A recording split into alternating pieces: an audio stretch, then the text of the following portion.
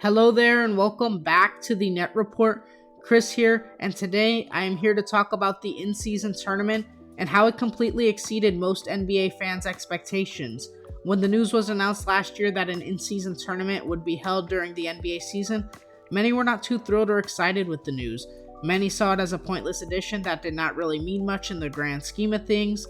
Others did not like how complex it seemed and that tournament games basically felt like glorified regular season games. But of course, contrary to what many people believed, the tournament was for the most part a huge success with a couple of minor bumps along the way. We of course saw some really competitive basketball that actually felt like it mattered in the months of November and December. This all led to an exciting matchup pitting the red-hot Pacers led by Tyrese Halliburton against the Los Angeles Lakers led by LeBron James and Anthony Davis, who of course led the Lakers to winning the first ever in-season tournament, with LeBron James winning tournament MVP. There were of course many things the NBA and Adam Silver did correctly with this in-season tournament, and the most important was making these regular season games in November and December feel more important. We all know the NBA has had a massive issue over the past few years with regular season games feeling meaningless and overall not super important, especially with there being 82 games in a season. The NBA of course has taken steps to correct this issue over the past few years with the addition of the play-in tournament.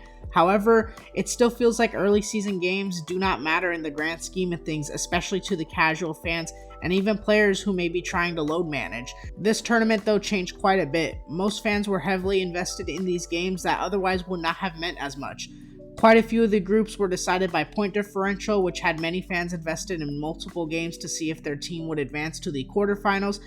This happened in the group stage with the Orlando Magic, the Boston Celtics, and the Brooklyn Nets all tying at 3-1 in the group stage, which led to Magic fans anxiously waiting for the outcomes of the Celtics and Nets games to see if they would advance. The Celtics needed to beat the Bulls by 22 points or more to advance, which they did, eliminating Brooklyn and Orlando via point differential. This is the perfect example of fans being invested in other games they otherwise would not be invested in, and shows how the in-season tournament is making these early season games feel more important when otherwise the Celtics versus Bulls game would have been just another blowout. And this was not the only case just for that group. There were plenty of other close races which came down to the wire, such as the wild card spot in the Eastern Conference and a couple other races throughout the tournament. Viewership and ratings for these games were up across the board, with the championship pulling in an average of 4.58 million viewers and peaking at around 5.6 million viewers. These are numbers that the NBA has not seen in the regular season since February 2018 if you exclude the Christmas games, and the NBA overall did a great job marketing these games and making these early season games feel much more important than they otherwise would in previous seasons. And that in turn brought viewership up, even appealing to the casual fans who may not have been interested in staying up late to watch a regular season game in December. Another reason why the in-season tournament worked so well was due to the competitive nature of some of these players. You had guys like LeBron James playing as if they were on a 10-day contract for this tournament championship. The players of the winning team of course got a $500K bonus, and you saw a lot of them going all out for that cash prize. You even had LeBron jokingly respond in an interview when asked if he's too old to be taking charges, respond by saying this. I mean, listen, man, not for that 500, I ain't. And it wasn't just LeBron, of course. You had many teams step up to the occasion during this tournament, such as the Indiana Pacers and Tyrese Halliburton, who really had his coming out party, at least to the casual fans who may not have watched him a lot over the last couple years. They of course upset the Celtics in the quarterfinals, in which he dropped a triple-double, then followed that up with an even more insane performance, dropping 27 points, 15 assists, defeating the Milwaukee Bucks to advance to the finals. This is part of what is so fun about the tournament. It sort of gives a March Madness vibe where anyone can win on any given night in a one-game elimination tournament. It allows newer and up-and-coming teams to really put their name on the map and showcase their talent.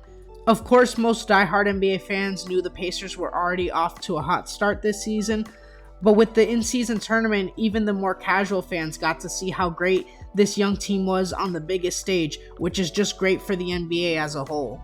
There were of course other teams that shined during the tournament, such as the Pelicans, which saw Zion and Brandon Ingram finally have a great and healthy run.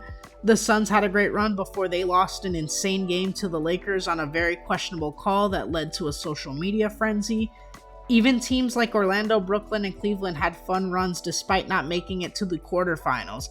This is all great for the league, being able to see these teams, especially younger up-and-coming teams, on these big stages. It's great for the league as a whole and adds a ton of interest to the beginning of the season, where many sports fans may still be leaning towards the NFL or other sports leagues. There were, of course, a lot of smaller things that made this tournament fun as well, such as the different jerseys and court designs for each team. It feels like the NBA world was mostly split when it came to a lot of these courts and jerseys. Some had really cool designs and others were definitely eyesores, but it did add a fun new element to the tournament that definitely made it stand out from regular season games. There definitely could be some improvements in this department, especially in the design aspect. However, it showed the NBA was not afraid to experiment and definitely added some more buzz and hype to the tournament as a whole. The NBA also got to test the market of Las Vegas in this tournament during the semifinals and finals portion of the tournament. And we all know it is no secret the NBA has been looking at expansion over the next few years, and Las Vegas certainly seems to be a lock to be one of the first cities the NBA looks towards expanding to. So this is a big deal in regards to possible expansion over the next few years. And while the in-season tournament was a success for the most part, there were definitely a few things that could be improved over the next few years.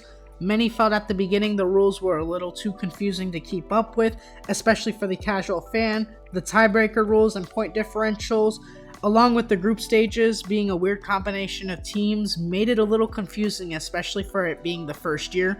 Maybe that could be explained a little bit better before the tournament because it was a little bit hard to keep up with, especially at the beginning. Another suggestion I saw people make, which would be a little bit difficult to implement just due to having to add extra games or work around the regular season schedule, but many have mentioned wanting a more March Madness feel to the tournament, so maybe expanding the elimination stage to 16 teams would make for a more entertaining tournament, especially if it's single elimination. It would definitely up the stakes quite a bit. Like I stated earlier, the jerseys were a pretty big letdown for a lot of teams. The courts were also not the greatest. Some of them just were trying to do a little too much. But these are easy fixes going forward and ones we should expect to be a lot better next year. One major concern I also saw highlighted was the crowd during the semifinals was not as hype as many hoped it would be, especially during the Bucks and Pacers game. Part of this was due to it being scheduled so early in the day and it being in Las Vegas on a neutral site. Maybe next season they move away from a neutral site and determine who gets home court advantage some other way. But also, like I stated earlier, part of this was to explore expansion with Vegas, so the NBA might just want to keep the tournament in Vegas for the time being in that regards, so we'll just have to wait and see what their approach to this is next year. Either way, the in-season tournament was still a massive success, which saw some of the highest viewership numbers for regular season basketball in quite a long time. It definitely made these early in-season games feel much more important and added a fun twist to the NBA season. That's not to mention the huge ramifications this tournament will likely have in the new NBA media rights deal next year. It is very likely this tournament adds a ton of revenue dollars to the new media rights deal, with possible exclusive channels or streaming services broadcasting these tournament games. But what is most important is that this in-season tournament is finally giving us some great and competitive basketball to watch early in the season. Hopefully the NBA continues to expand on this in-season tournament and we see it improve over the next few years. It certainly feels like a success so far, and I am excited to see how the league handles the tournament going forward. But let me know your thoughts on the in-season tournament in the comments section below. Did you enjoy watching and keeping up with the tournament? And what changes would you make to improve the tournament? As always, thank you for watching. Hit that like button if you enjoyed the video, and subscribe if you haven't for more NBA and sports content. Once again, thanks for watching, and have a great one.